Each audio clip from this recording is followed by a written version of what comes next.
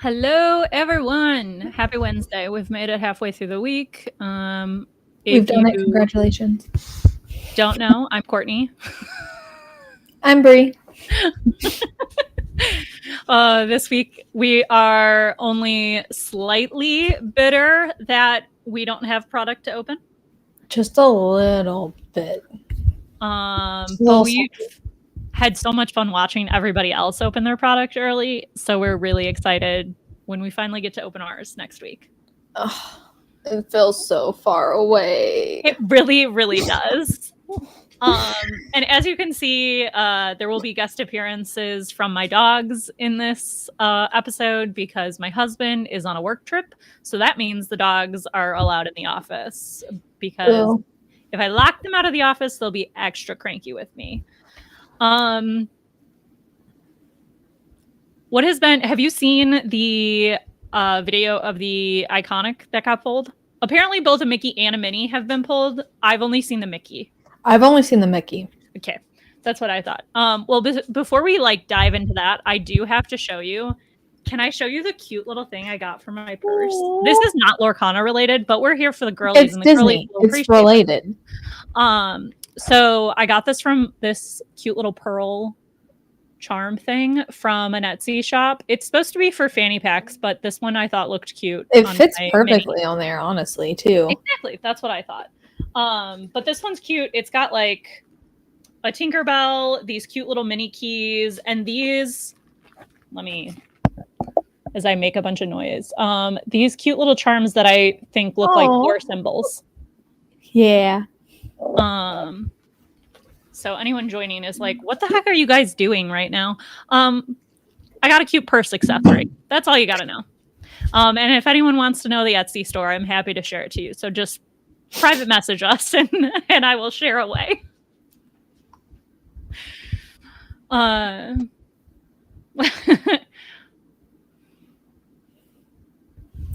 right. Yes. My husband is putting in the chat the decks he wants me to build him, which is pretty on brand. I was gonna say, I think those are the same decks he wanted you to build from the previous set. Shh. We don't need to talk about that. All right, guys. So my husband does not play Lorcana. He plays Magic, and he has been asking me to make him some decks that he can play with me. But here's the thing. If he played with me, I would be playing my Steel Song deck, and they would be demolished by me. And I felt like that was unfair, so I just was lazy and didn't make them. But we're in a whole new world now without a whole new world. Without a whole new world. I'm glad we both wanted to make the same joke. We're terrible. We're too similar at times. So now I will be building him those decks, and I'm very excited. What deck do you want to build, Bri? I want Powerline and Max. That's my only thoughts at the moment. I want to be. So I can't decide but I don't want to play them together. Oh, okay. So we've got two deck ideas. Yes, two deck ideas. So I have like Max and some sort of discard something is what I want, just because I want to play him and be able to get back the Nathaniel Flint. You're right, Cameron. We should get back on that. We should just do Emerald Steel just to keep Nathaniel Flint in. Just to keep Nathaniel. Oh, gosh.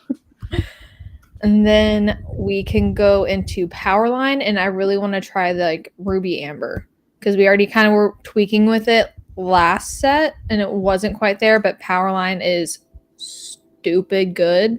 So I feel like it's just anything with Powerline in it isn't going to be a bad deck. And as long as there's songs for it to trigger, it's fine. Yeah, that's totally fair.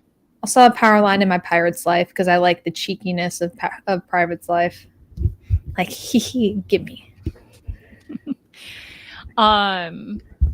Let's see. I really am on a mission to make a princess deck. I want a princess deck to work. I feel like there are a lot of the new princess mechanic cards that came out this set are awesome. Like the new Mulan and the new Beast feel like they're going to be good. I think I just need to figure out the other like 50-ish cards that need to go with that. 52 cards. There we go. I was like, yeah, at least you have more than 4 cards that you want to put in your deck. 4 to 8. 4 for my Emerald Seal because I just know I want max. That's fair. Well, I thought, because typically what we do, and we did this for Jafar, so during our opening episode, so when we open our Fabled packs, that's typically when we cover a lot of information on like sealed and draft type style events. So we were going to, instead of focusing on that, focus on deck building today, which Bri and I will both be very transparent. We are not the best deck builders, and that's okay. I mean, if we don't try, we're never going to get better at it. So, I mean, that's exactly. So I think how hard can it be? Boys do it. Yeah, how hard can it be? Boys do it. We are going to walk through the tool I think both of us use the most. So I love the Lorcana companion app. It's fantastic. It just doesn't have a web version. And I typically like to build most of my decks when I'm on a computer. So I typically use Dreamborn. Do you typically use Dreamborn, Bri? I am a 50-50. It depends on my mood of the day. Okay. Also where I'm at. So, I was like, you're chasing a toddler, I feel like, a lot. So yeah, building phone is easier because I can just run and add. And I'm like, ooh, stop, get out of the drawer. Oh, add this back in. Okay. Oh wait, no, you don't need mango right now. Yes. So one thing I will call out, because before we dive into Dreamborn, I think it would be helpful to talk about some of the Lorcana app features. So one thing I'll call out that I noticed when I was playing around is there are filters and a search function when you're building your deck on there.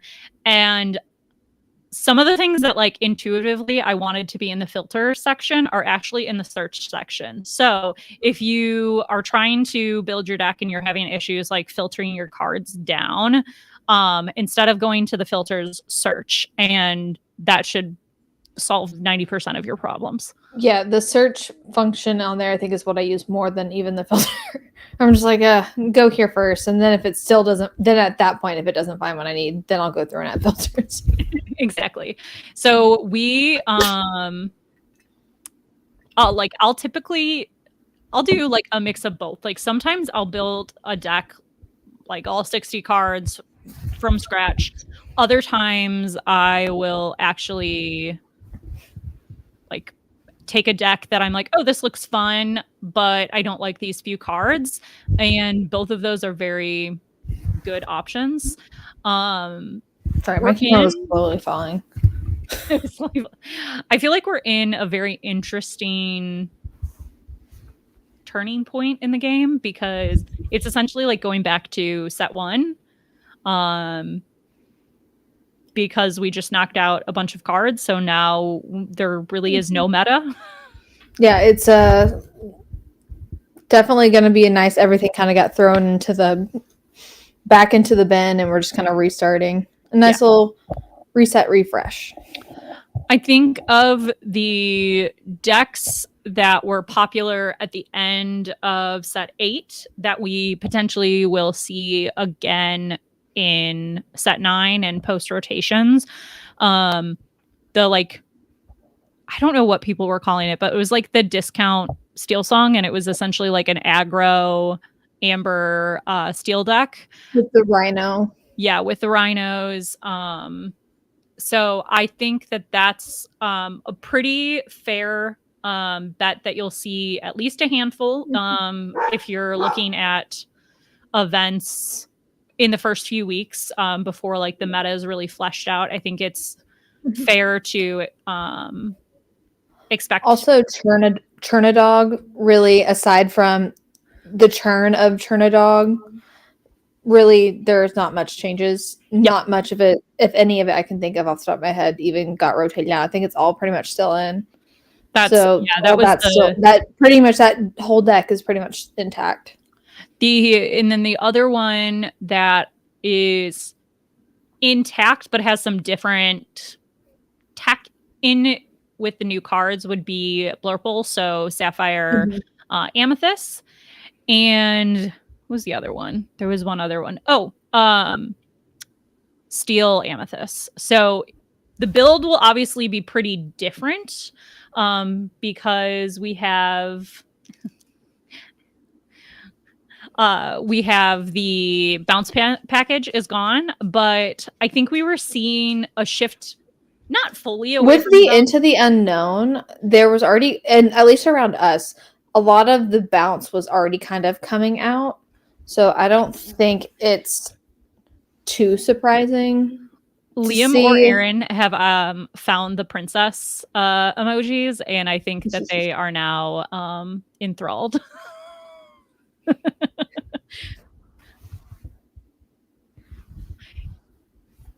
Yeah, this is a great point. Jonathan kicked my butt last night with my Steel Song playing set 9 Burple with a few proxies in there.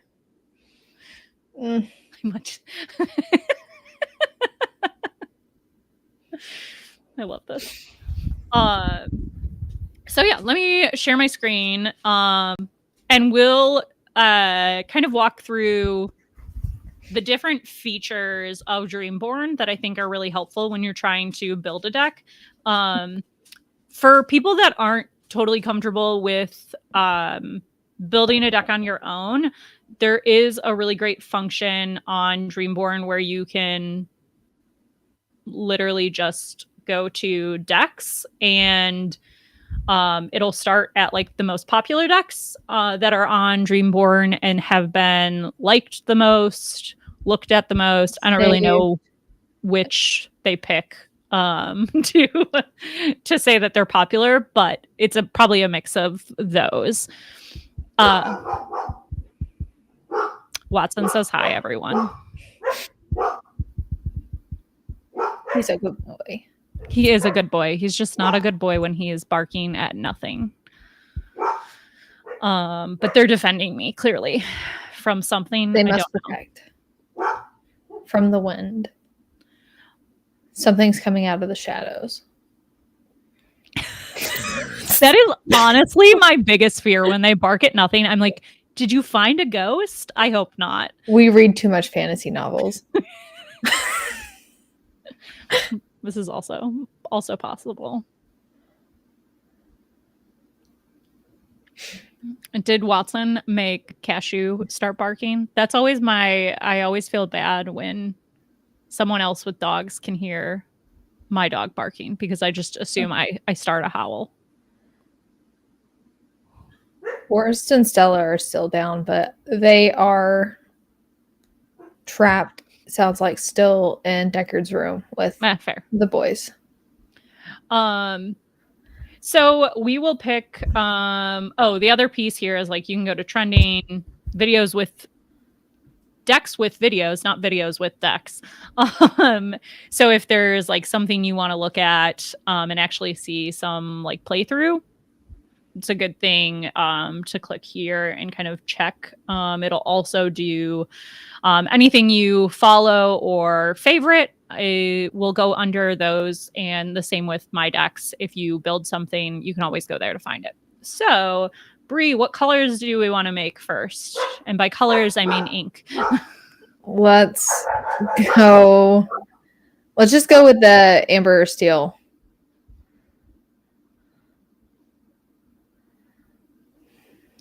All right. Do we want to look at this aggro? Yeah, aggro. So I feel like that's what we're going to see the most. Quite a bit of, at least around us, because it was already kind of catching up. All right. So the nice thing about this is you can kind of see the cards if you're more of a visual person, which I absolutely am. Yeah. I switch over to where it's the pictures of the cards because it is much easier for me this is how it translates to my brain. Yes. Like someone can say Daisy Duck, and like the back of my mind, I'm like, I know what Daisy you're talking about. But if I was a picture, my brain would have no delay. Yep. 100%. So it's nice because you can kind of see the cost curve when you're building a deck. Depending on the style that you want to play will depend on kind of what you want this curve to be. And what like mechanics are in the deck will dictate this a little bit. So you'll see, oh my gosh, this deck has a 17, which I guess that makes sense because there's so many low cost 17 uninkables. Steel Song historically runs a lot of uninkables, which is why it's a very unforgiving deck and you can brick a lot with it. But I wasn't expecting the aggro version to run so many uninkables. But if you're only needing to get to 4 or 5 ink, it's not really impossible. An issue. Typically, aggros don't run really high in for uninkables in general also. So like 17, that sounds about right, honestly, for a hyper aggro deck to me. Yeah. It's a lot, but I mean, I've played them before and it's not impossible. Whenever it happens, I mean, there's nothing you can do about it, but for the most part, you can kind of get some docks in there. You can at least get to 2 ink, and if you're just completely bricked, just play a dock and just hope to catch back up on cards. Yeah. It's better than just sitting. So you can do one of 2 things. You can go here and just favorite the deck. Or what we can do is we can duplicate it. And now it is in the deck builder within Dreamborn, which is really fun because now we can play around with the deck and maybe change some things up. I will say, looking at the deck initially, I have to look at it with pictures, but when I'm actually building, I cannot look at it this way because I'm like, what? I have 53 characters. Like, I can't see them all at once. I don't know what's here. So I don't know what to take out and what to keep in. That's why I flip to the pictures whenever I'm checking it at the end. Yes, exactly. So looking at this, Bri, what would you take out of this deck? Like, what don't you love in this build? Honestly, the 2 of Captain Gontu's, I don't love in an aggro deck just because it's 5 ink. If it's going to be hyper aggro, it goes for a lot of lore. So, I mean, if you are able to drop him, he's awesome. But I don't know for a hyper aggro build if that would be my go-to. That's fair. Liam's crying, but we will take the Gontu out. Yeah. At least it's not the set 1 Gontu, right? This is very true. What else do we think? How do you feel about 3 mine trains? Running 4 docks, and that's really the only thing that's going to trigger the damage moving. There is a happy too. There's happy. Okay. I just remember happy and dock look the same to me in my brain. They translate as the same card. So here are kind of my thoughts on the mine. I don't hate the mine in there. I think that I gravitate towards the other location. Rapunzel's tower. Yeah, I'd rather have the tower than dwarves, specifically in the hyper aggro deck, because you're just trying to get your stuff to live. Exactly. And you're not the mine, while because the mine has passive lore, right? Doesn't it? But Rapunzel's tower, I don't think does. But it's also low cost. And you're just really just in a hyper aggro build. You're just trying to get your stuff to survive as long as you possibly can. That's a fair point. That's fair. So I feel like any location is going to be strong though for those points. Yeah, and I think the point that Jonathan is making though is the like extra damage, the 1 or 2 extra damage that can be done from Mine Train. I agree with I like that, and I like the Mine Train. I just don't think I like it in this specific build. Yeah, that's. I think it just doesn't fit into a hyper aggro situation because hyper aggro isn't going to be one that's focused on dealing damage. They're trying to just lay as many things out as they can to be able to just quest out. Yeah. And if they're having to pay to move things into others, by that point, I feel like hyper aggro, if you haven't got it, that's so late in the game that it's pretty much set to go to the next. You're pretty good to go to the next game. Yeah. And the other concern I have with Happy is, so obviously I think that there is a really good chance that we see a pretty heavy evasive meta. My concern with Happy is that Happy is only a 2/1, that it doesn't feel like the right choice of evasive. Honestly, for evasive to deal with that, I'd rather have Helga. Yeah, I agree. So, all right. If we take the mines out, we don't need to keep Happy in. We can put Helga's in, I feel like, to help deal at least something to all of the evasives that are flying around. So we're down to 51 cards. I filtered so that we're only seeing amber and steel cards. I'm also going to go in here and update the legality, which sounds so official, to only be core constructed, so that we're not seeing any cards that are out of rotation. And I just double checked. So it was like 600 and some cards before I added that. So now we're down to 421, which feels correct. Yeah. We wanted to add in the towers. So I'm going to be lazy and not hunt. Oop, no, not songs, locations. So there are the Rapunzel's towers. Do we think we want 2 or 3? I think 3. I wouldn't run more than 3, but okay, that's a personal opinion. So now we're back up to 54 cards. So before we look at characters, I'm just going to look at songs and actions just to see if there's anything that might make sense. I default, because this is a aggro deck, to probably adding more characters, but I always feel like I like to basically like check that, like, I'm like, oh yeah, that is the correct decision before I add the, well, that's what's nice about like building it in online versus building it just with the cards to see what it is, because you can kind of look at it and be like, actually I want to change this out, and it takes you 3 seconds versus okay, now I gotta get out a whole other box and find all of the things. Yes. So I definitely don't think any actually I just want Be Our Guest to get back into the meta because I just like the song. I am just shifting the view. So I'm sorting it from cost low to high. And the reason I am doing this is because we know we're playing aggro. We know we have a relatively high uninkable count. So we want to keep any of the cards that we're playing really 4 or below cost.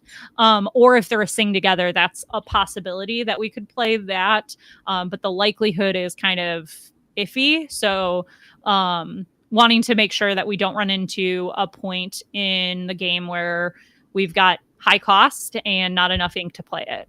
Yeah. Which is exactly why I wanted said to remove it. Exactly. Sorry, Liam. So we have currently 4 strengths. I think this is perfect. I think this is like an absolute must. I wouldn't touch this really ever, because you should have a pretty wide board at most points of the game. You still want at least something to be able to answer a few things to try to protect as much as you can. Taking out mines, Jafar is better for evasive. I can't think of what Jafar specifically. Sorry, I got distracted by chat. I did too. I was looking at Jonathan's content. If you're taking out mines, Jafar is better for evasive. Oh, that's fair. Gone too.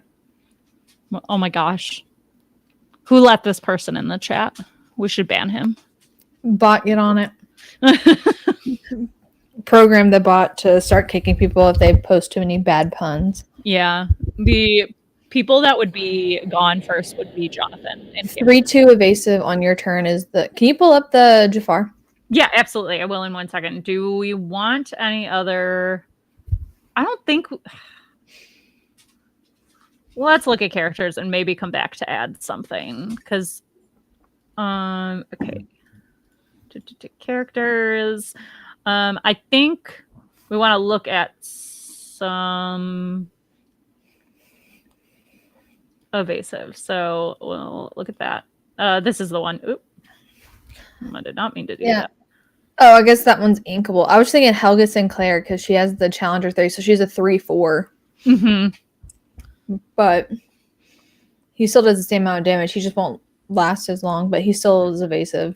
Yeah, but if you move him to the tower, he's pretty beefy.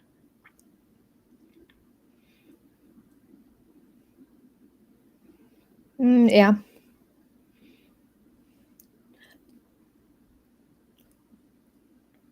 I like him and I like Helga. And are they the same cost too? Yeah, Just Helga's more uninkables. I think the plus side would be that you with Jafar it's inkable. The one thing that I would say is like in these scenarios where I don't know which one I want to play, a lot of the times I'll do like a 3-3 split and see what I like more when I play the deck for the first time and like what feels better. That's fair. They're very similar. It just kind of depends on because Helga already has the health versus if you don't have the tower out yet. Mm-hmm. But with the tower, then it doesn't. I'm going to throw one of each into the deck for the moment. The other piece I wanted to look at besides evasive is things that quest for a lot. Done. That we don't have in our deck. So do we? I was like, Lilo? I love that Lilo. I was like, this actually feels like a good option. Especially, I feel like she's good for any Amber hyper aggro deck since we're looking specifically into a hyper aggro. Mm-hmm. I feel like we need to put Lilos in.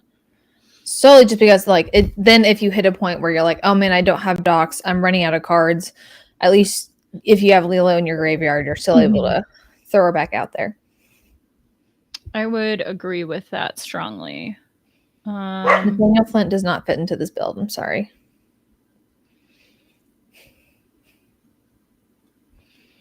Less good with no. Yeah, I agree with that. Helga is less good with no Rapunzel. Yeah, that's fair.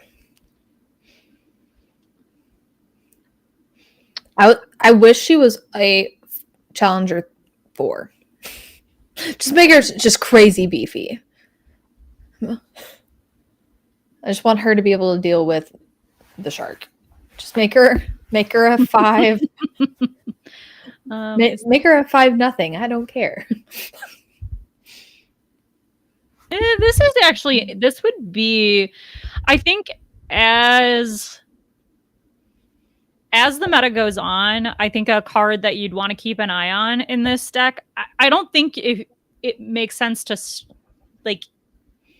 I don't know what I would swap out for it right now, but Jafar with the ability to give Challenger +2 feels like it could be really good. To your point of like, if there's a lot of other, I feel like that'd be good for like a mirror match, honestly.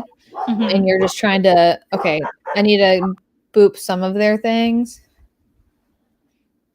Or bonk. That's what he said. He said bonk, not boop. Bonk. Just make Helga the beefiest of them all. Yeah. She doesn't need any sort of self-defense. Just put it all right there at the front. And just let her just take everything out with her. What do we think? Okay. This is also where I get into unpopular opinions. So we said we wanted to do 3 for Helga and Jafar to like test what we want. And we're now at 62 cards. And I would say that's perfectly fine. I think 62 is fine, especially for an aggro deck. I think it's fine. I love that we're in agreement. I think you can easily pare this down to 60 cards. Yeah, especially because we have don't we have Jafar and Helga in here at the moment? Right, So exactly. once we literally just figuring out which one of those we like better could easily cut it back down to 60. Yes. And so you can cut whichever one you end up not liking while you're playing, you can cut those out. And then I would add in, so you'd take out those 3 and you'd be down to 59 cards. And then I would add in another Lilo. Yeah. So let's save this one. I don't know. Does anyone in chat have a creative name for us to name this deck? I am very terrified to give this power to the chat.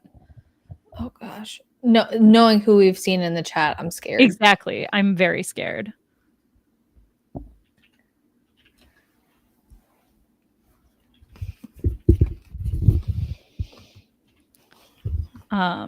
Second star to the right. Zoom. Zoom zoom.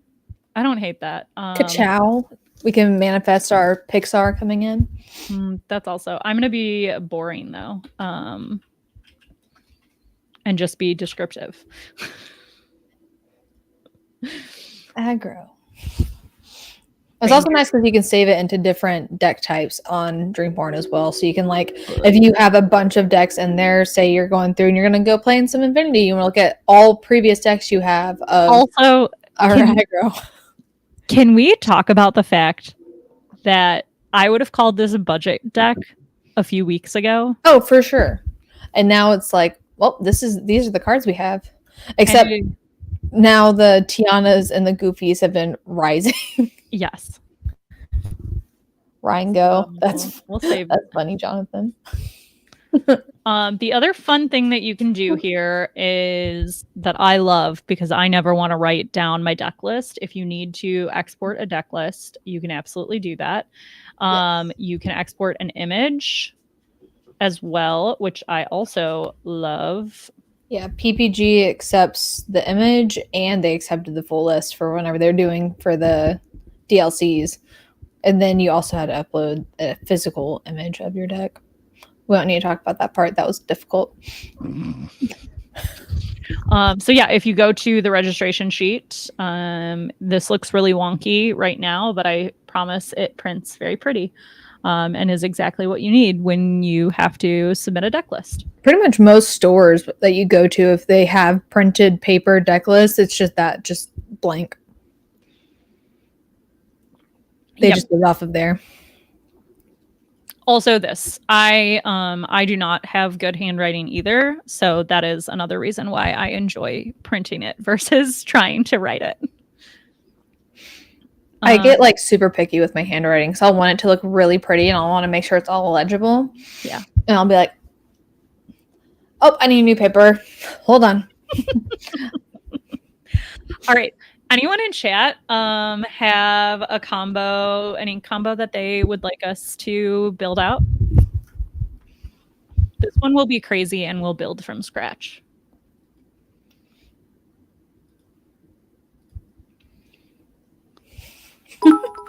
I got a warning. Poor Jonathan. Got a warning from a judge for just writing Jim Hawkins and not writing Oh, this is actually a very common good call out. So when you are writing your deck list out, and I was like, Queen right there is a very good example, or the 2 different rhinos. And I was like, do I not have a card in front of me? You have cards everywhere. I know. That's why I was. Well, okay. First of all, rude. Don't call me out like that. Second of all, I have cleaned and organized my cards, so I really don't have that many cards in front of me anymore.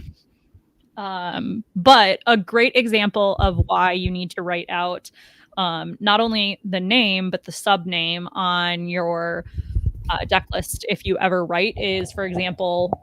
Oh gosh, that's dark. I have a Maui shark and it's Maui half shark. There's obviously Maui whale, Maui. Oh my gosh, now I feel like I need to. Maui the hawk, I think, is one of them. Yeah. There's just a few Mauis out there, so really, if you don't write down which one it is, you're not really giving them a deck. Quite a pickle. That could be depending on the judge and this tournament and at what point that is discovered. They could give you an automatic game loss, I believe is what the is in the rules for them to do in that situation. I believe it was like an automatic game loss. That is above my it happened at a tournament Joey was judging while I was there watching. Okay. Is the only reason why I'm pretty sure that's what happened, but I might be getting what the punishment confused with another time when something else happened. Princesses? Okay. Mainly because I've been cooking princesses, so I feel very comfortable building this from scratch. We need Ludwig. Ludwig is not a princess. But he's so good. The card is so good. I do not disagree with you, but I'm on a mission for like a true princess. A true themed princess. The royalty. But I guess I shouldn't be too picky because I do put in like some actions that aren't technically like princess related. All right, like which actions? So, all right, let's get our filters out here. So songs, actions. All right. For some draw power, develop your brain. This card feels like a necessity. What else was I putting in?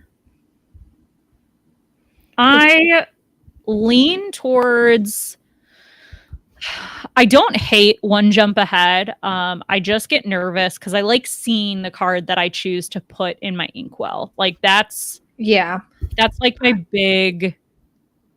I mean, just sail the Azurite Sea. Right, which is why I put, like in the build that I have so far, I have sail over one jump ahead, and that's now, granted, if you're in a build where you're running a lot of uninkables, then one jump ahead is probably going to be a lot better for you.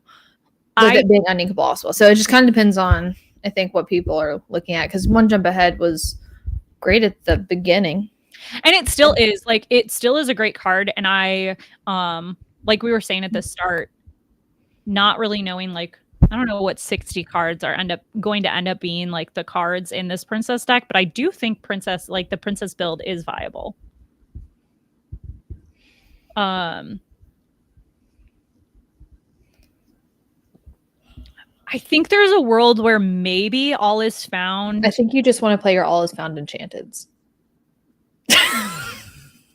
I saw it and I already knew you were gonna stop at it. I think you just want to play those Enchanteds because those Enchanteds are very pretty. You know what?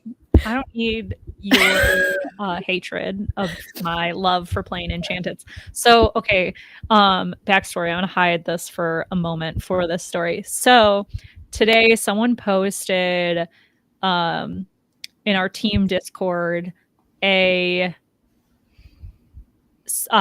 deck list that included, what was it? What color combination was it now? Oh, it was Blurple. So it was Sapphire, and it had the Dumbo Enchanteds, the Bell Enchanteds, the Baymax from Nationals or Continentals, sorry, Hades Enchanteds, Elsa Enchanteds, Finders Keepers, and Into the Unknown. And I was like, I don't have. Your dragon brain was going. I was like, my dragon brain was like, I need 4 of all of these enchanteds right now that I don't have 4 of, so that I can play this and bling it out. And then I proceeded to tell, because we have a friend who has 4 Elsas, and I told him that he has to play this deck so he can play his enchanted Elsas. He'd do it. I know he would.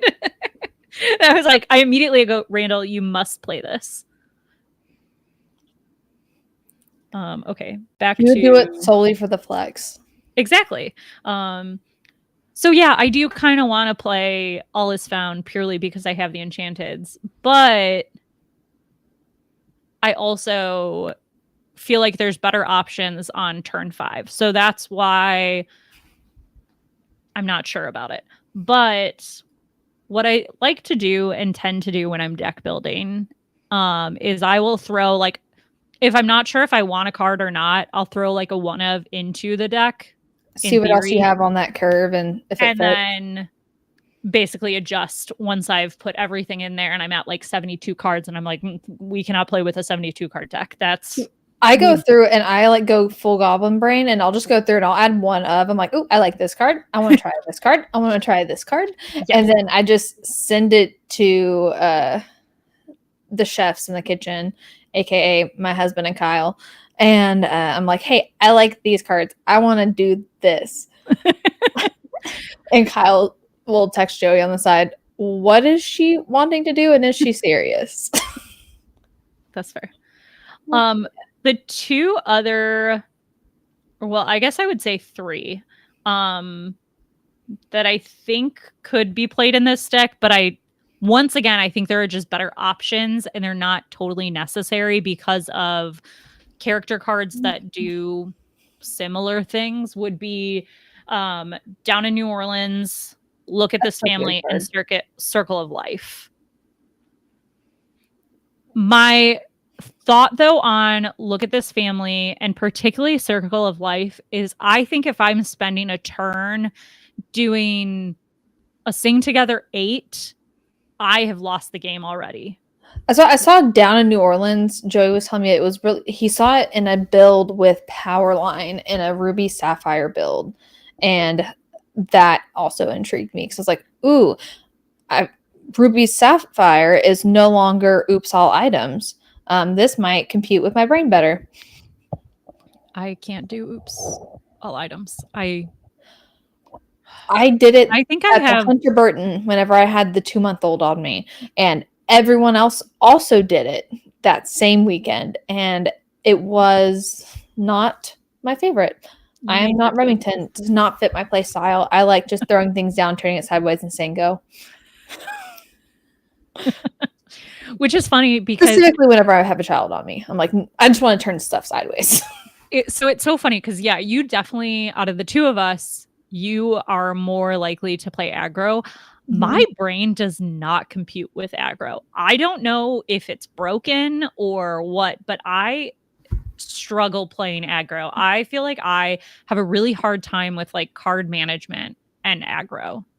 See, I'm just gonna throw my hand on the board, throw out as many cards as I possibly can, and just say, you can either deal with it or you can't. Because that's pretty much, I feel like, the all of aggro. If they can deal with it, then they're gonna deal with it and they're gonna get you. But if they can't deal with it, then you're just gonna run out of control. And that's kind of why I like doing it, because whenever it does run out of control and you're the person that gets to just turn like 20 cards sideways and quest for like 37 and it's just like, yeah, I'm gonna go for 17 now on a single turn, and they're just like, yeah, no, it feels really good. But whenever you're the person that's done that to you, it does not feel good. Looking at locations, I don't think any of these are worth it in this deck. I just hope that Rapunzel's Tower doesn't have even just like a single lore pip. Like, just give it one. I think it shouldn't have a lore pip. I think it's fair this way. I think if I know, but it would be broken just like Rapunzel is broken. And think of all the broken Rapunzelness I could do in Infinity if they gave Rapunzel's Tower a lore pip. That's fair. That's very fair. All right. So looking at characters, I want this to be a princess deck. So keywords. Oh, nope, it's classifications. No. Yep. I want princesses. So do we still have it filtered on the playable? Yes. Legality. Thank Yes, you. That's the I name do. for it. I was like, it was a fancy name. Right. Jonathan, I completely agree. 8 willpower is already busted. Okay, then just make it 7 and give it a lore pip. So automatically I am playing 4 of these auroras. Jasmine this card also. is fantastic. I don't know if it's a oh no, I'm thinking of another card. Ignore me. I'm playing 4 of this card. This card's great. It fits what I want to do with this deck completely. But I also just forgot to do one thing before this. So this deck is going to be character heavy. So most of the things that I do will be characters. So before I do that really quick, I want to, that's what I want to take out. I want to put in 4 of these bad boys. Because this feels, it's inkable. I think that there's probably a high likelihood that it doesn't stay a 4 of, that it goes like I end up in a princess deck though, you kind of have to have it. Right. And particularly when I was looking at building this and seeing how many characters fell into the princess or queen category that I was putting in this build, it felt silly not to play it because so this card at the start of your turn, if you have a princess or queen character in play, you just gain a lore. If almost my entire deck is princesses or queens, that's kind of a like, you have to figure out how to answer my board and this item essentially. Yeah, and there's not a ton of item destruction, so I see it. I think I would stick with 3 on it, but I feel like every time I try to build decks, I get stuck on 3 of everything. I'm just like, this feels fine. I typically like to start 3 to 5 or 3 to 5. You can't play 5 of cards. 3 to 4 of. You're playing with 5. There's bigger problems. There are bigger problems, and that's because if I'm testing a deck and I'm not testing a card at like a consistent rate. So playing 4 of a card in a deck means that you want to see it pretty regularly, and you can like truly test if it's going to be helpful in the deck or not. So that's kind of where I tend to always go higher, and then I'll start cutting from that point. That's fair. You're not going to throw in the glass slipper in there with all your enchanteds? I do have 2 glass slipper enchanteds. However, there's not enough princes in this build, I think, to warrant the glass slipper. Also, I don't even remember what this card does. Banish this item, one of your and exert one of your prince characters. Search your deck for a princess card, reveal it, and put it in your hand, and then shuffle your deck. Okay, so there are character cards that say add some princes. I think there's the prince bodyguard, but there are characters that like essentially do this ability. That's fair. So it doesn't make sense to play the uninkable and a 2 cost. Like there's just better options at the 2 cost. That's fair. I was just like, it's enchanted. You could just play all enchanted. Do not tempt me. I'm just saying. Okay. Build a deck with the most amount of enchanteds. Unchallenged after we finish this one. Just all enchanteds. Yeah. That would be fun. And I'm so excited for epics and iconics. I want to pull all of the cards. Okay, so back to our originally scheduled. Back to our original scheduled program. Vanellope. We like her because we like the shift. Yes. So make sure you don't forget to put the shift also in there. Sometimes I will put the target and then think I have the shift in there because I put the target in there, and then I'm like, where the heck is it? I'm not drawing it. Oh, oops. Do you know the best thing about this? The shift? It's an enchanted. Yeah. For anyone just tuning in, there might be a trend. It's not like it's our name or anything. Exactly. So Charlotte just feels like a good one drop. It's a 1/3, which is Charlotte is low-key one of my favorite Disney characters. She's a very supportive friend. She's one of my favorite supporting characters, I should say. So definitely top 10. We definitely want to put Tiana's in. Yeah. You'll notice that I've put 3 here and not 4. I don't have a 4th Enchanted. I do have a shiny legendary, but it's not the same as the Enchanted. It's not the same. So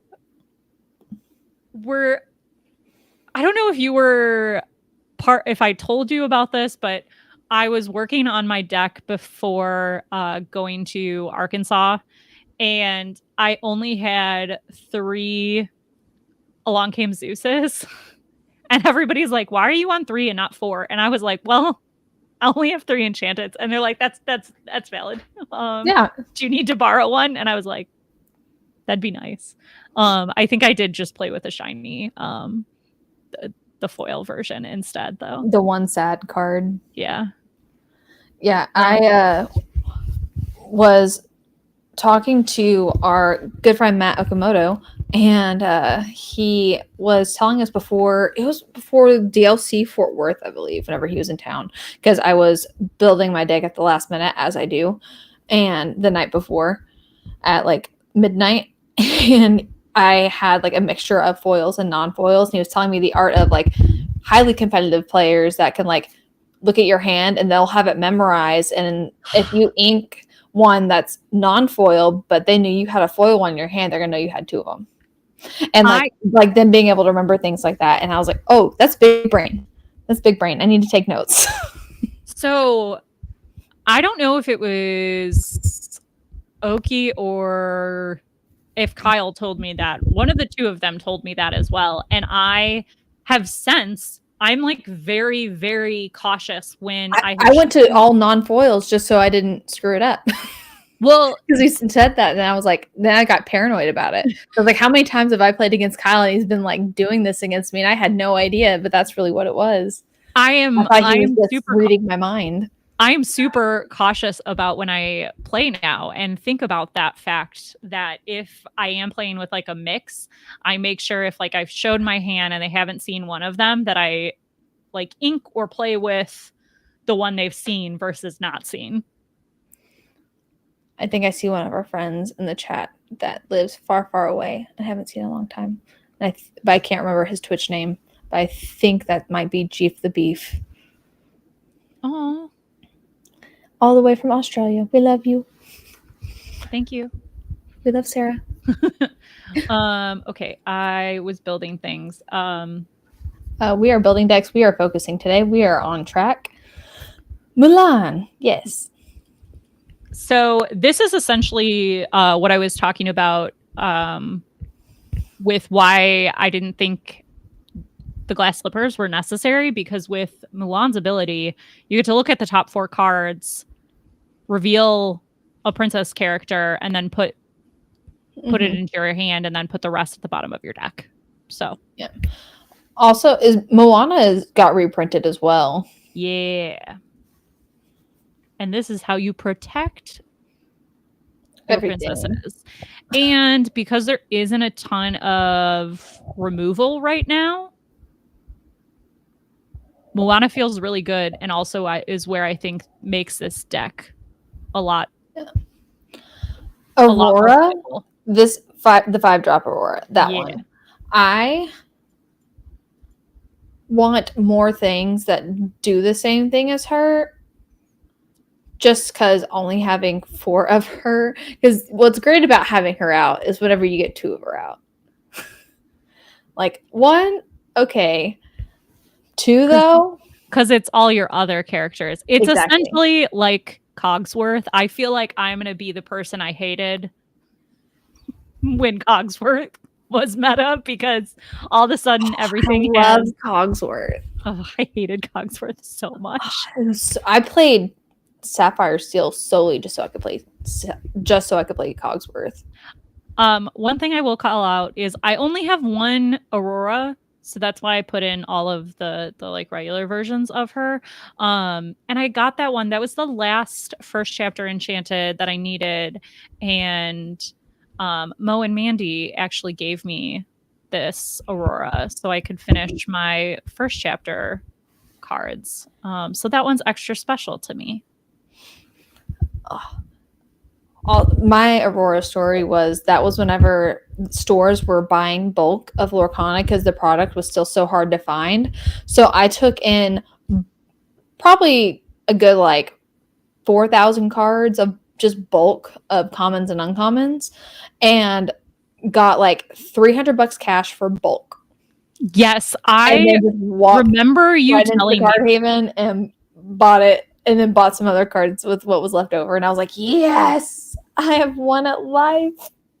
Which is 400, not 4,000. Sorry, 400 cards. I added a 0. However many fit in the box. I don't know what the boxes were. I remember there was 4 boxes. That's all I got. All right. We need some. So Penelope is a shift on 2. So I always like to say, like, when I'm looking at like what I need to add here, even though Vanellope is technically a 4 cost, I want to play her on turn 2. So I think of her in the 2 slot, essentially. Yeah. But let's see. I don't think I need anything else there. Mulan is not a shift. Aurora is a shift, and we already have that one. So we may look at maybe adding one of these Auroras. So initially, I want to... That is wild. It was amazing. And I'm pretty sure they still have some of those cards sitting in a box at that store. Like initially I leaned towards wanting to play the 2-drop, 2 quest, 2/2 Aurora, because I want more lore. Yeah. But because I want to make sure that I'm able to shift on the next turn, I feel like the 2-drop with ward is the better option. Yeah, because they're gonna know the other one's coming. You gotta have something it's got to be able to last a bit. Exactly. Playing both of them might not be a bad idea if you needed another 2-drop, depending on what you want to switch out. So I to have multiple shift targets. I'll look at 2/2. I don't think I need 8 shift targets for that. I just don't think that it's necessarily like... So like it depends on how heavy someone's wanting to lean into that Aurora shift. If you want to like really lean in heavy to it and be like, I'm gonna get this and this is happening, right, go for 8.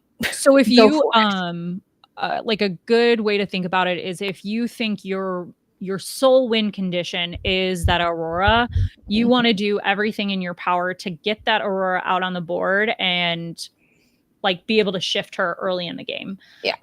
I think she's important to this build, but I don't think she's super, super critical. So there's a chance that there's a pretty high chance I cut back. I do think that the ward Aurora though is a very good, goes from her having ward to her giving ward. It's very thematic. It is very thematic. And the other reason that I think I want to have... Oh, you also have the 1-drop Aurora in there as well. So you really don't need the 2. Yeah. So like if you had to shift it on the 1-drop, you could. Well, and here's the thing. I anticipate, because the reason I want to play this Aurora is I want to quest with her. Yeah. So that's what I was like, if you have to, if you really just like need to get that big one out to answer something, exactly, you can shift it on that one. So I think the main reason and why I think I'm going to try it with this build with just 4 of the one with ward, purely because I like that feels like the good that feels like the better option and what's going to stick on the board longer. And then we have some other cards that we want to look at, which are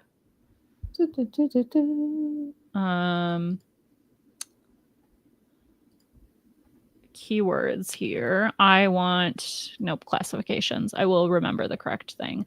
So kings, knights, queens, and heroes is the other one. I think plain invited. Oh, that's a good point. That's a good point. Noted. We'll take a look at that again.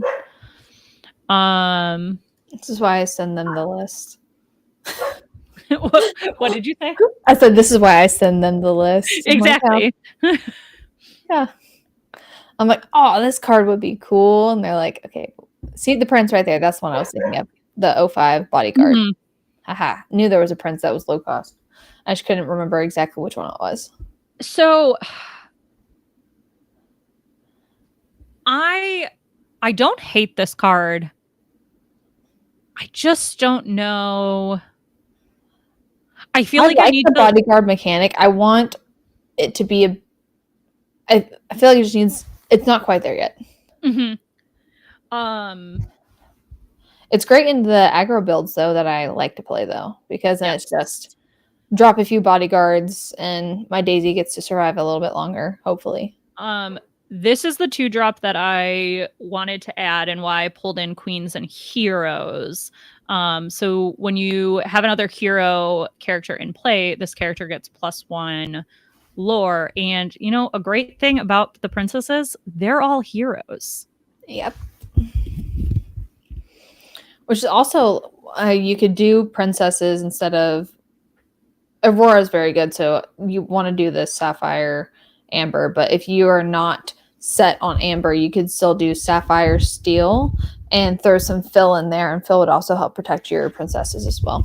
I also or you gain lore for your princesses, he wouldn't protect them. Right. I am curious if like a hero deck is viable because the combo with Phil is so good. I love that card. And the problem before was that there was just so easy to get rid of him, and I feel like it's a little harder. And he's a little Medusa made it really hard to play many things just because that 3 willpower, and everyone was playing pretty much any Ruby deck was going to be playing Tremaine and Medusa, and then it kind of shifted where they Tremaine kind of started falling out, and then we started seeing less and less Medusa, and now you can't play either of them. So yes, and I now remember why I didn't put Invited to the Ball or Return of Bruno, and that's because the Queen. And whenever at the start of your turn, you may choose and discard a princess. Oh, wait, what? No, I read that wrong at first. Oh, yes. Sorry. I didn't. This is what happens when I can half read the card and half not because the search is in the way. So pulling it up, at the start of your turn, you may choose and discard a princess character and return a character card from your discard to your hand. That's a good card. And the whole deck is princesses and queens, so you should almost always have one in your hand. On top of that, she also has support, which is just kind of that's just kind of rude. Right. She's already good enough. You didn't have to do that. That's like adding a lore pip to Rapunzel's tower. So I feel like she's a no-brainer for, except, hold on. You have to do the shiny. Yeah. We want the epics. We want to manifest pulling the epics. Manifest opening a broken box with one of everything extra shiny in it and a discard for my soul, because it has been going on 9 sets now and I have yet to pull one myself. I know. I really hope you pull one. One day I will, and buying all these cards in the meantime for that will be all worth it, right? Yes, exactly.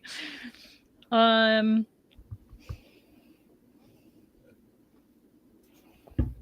other card that I think has potential to be a good option is Alice, but She's not a hero or a princess, or she's only a hero and she's not a princess or a queen, which is why I didn't put her in the deck. And I do genuinely think that the Aurora Dreaming Guardian is a better option because with Alice, you only get to choose one character, and Aurora is giving the rest of your board. Yeah.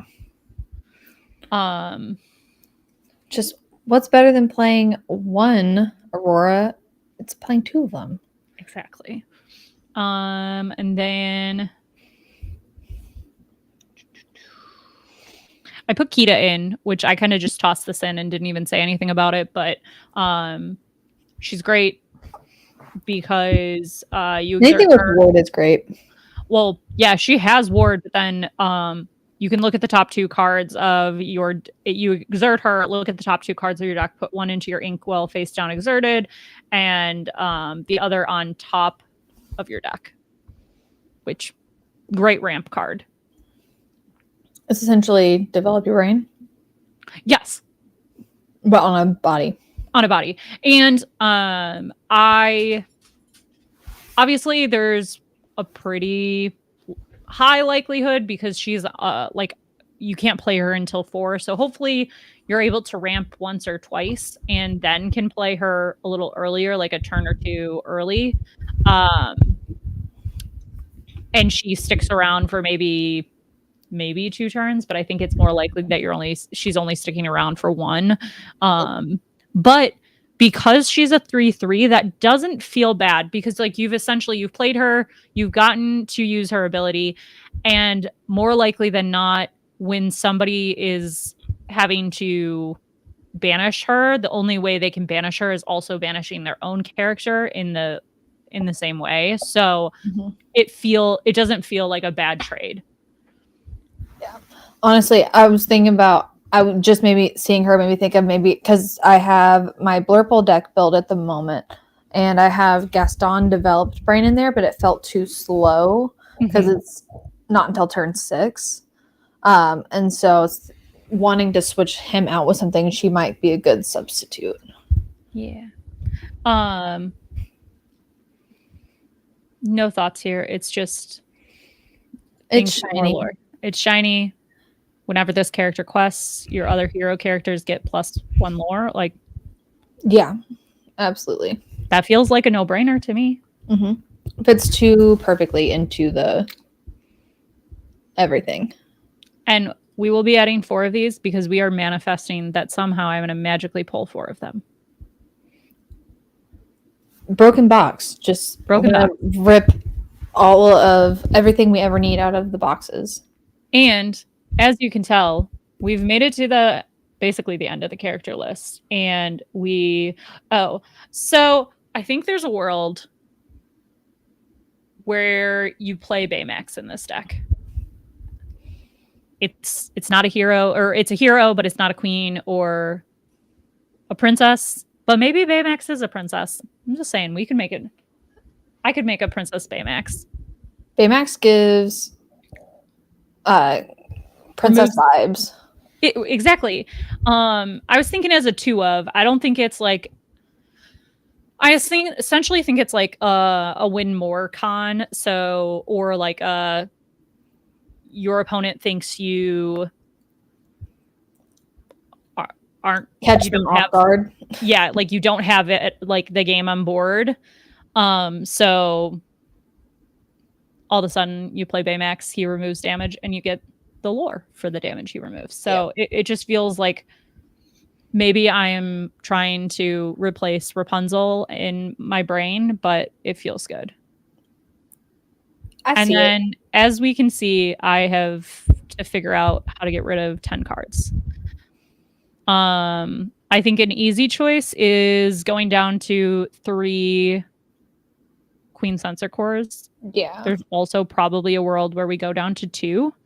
I don't think All Is Found works. Like, there's a lot that can sing it. I just don't think I guess maybe it would be good because you can sing it technically on turn 3 with Aurora, but that means you're then giving up the Aurora, basically. the Aurora. But at that point, you've ramped again. You've ramped up to 5. So if you lose the Aurora, you could potentially play an Aurora. Yeah. So maybe this card is good in here.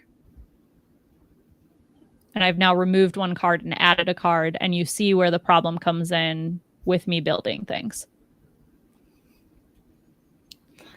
Like I said, it's better than me. I go through and be like, I like this card. I want to do this card. Oh, this is also one that might could work. And then there's 80 cards in there. Yeah. Okay. So I think Anna isn't like the end all be all in this deck. I think it's a good win con, but it's not totally. It's a good plan C. Yeah. So I'm gonna go down to 2 and 2 on her, particularly because this bigger Anna is a shift isn't a shift target, so you don't necessarily need to have that 2 costs there. So we're down to 66 cards. Progress has been made. And then I think 3. I think there's a world where you only need 2 Tianas. Sorry, I got lost in the chat. Jeff said, just play 70 cards. Easy. He's like, oh gosh, that's a... Don't tell me that, because I would. The problem is I would, and then I would get yelled at by Joey about something called consistency. I don't know. Just want to play all the cards. I know. And there's so much synergy in this deck. Okay, so the nice thing about this, and the other reason why I think it's like actually viable, it's just figuring out the 60 cards and playtesting against. Really, playtesting is you can have a general idea, but until you really start playtesting, you're not going to know your set 60 cards. Is this true? I feel like I've been scolded before. Maybe not yelled at, but scolded. He yells with his eyes. Yeah. Okay, I feel better. Because he does it while I'm playing, and he'll like stand behind me, and I can feel it. I don't hear it, but I can feel it. Yeah. So I think Moana needs to be a 4 of. Don't listen to Joey. He's never even played. I like this guy a lot. He's hilarious. We can keep him. Oh, if you think he's great, wait until we trick him and Sarah into coming back at some point, at least to meet everyone and see our house. Okay. Because Sarah is the queen. Wonderful. Okay, so I'll go down 1 on the 2-drop Aurora. But then that takes away. No, we're keeping that. We're going to go down 1 on Mulan and down 1 on Beast. Maybe down 2. I feel like... For one to stick in theme, Baymax, we could probably just take out for the sense of he's not a princess. It's a great card, but not a princess. I know, but I feel like that card is good. But you're probably right. So I'm just saying, it depends on how hard we're wanting to stick to our theme here.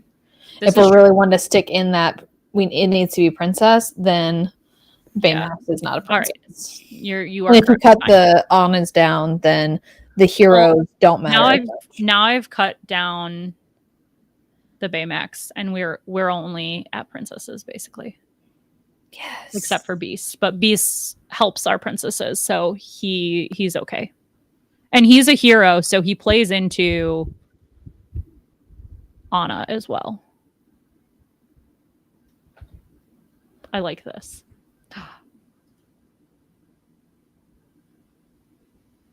We need her to play more. And then we can play more. We love it. Okay. I don't even know what set they're on. Is Australia on the same set as us? Is everyone pretty much all on the same set now? I don't know. I think so. That works. All right, so we'll. I know they got they were getting set 1 when we were getting like set 4. And I was like, oh my goodness.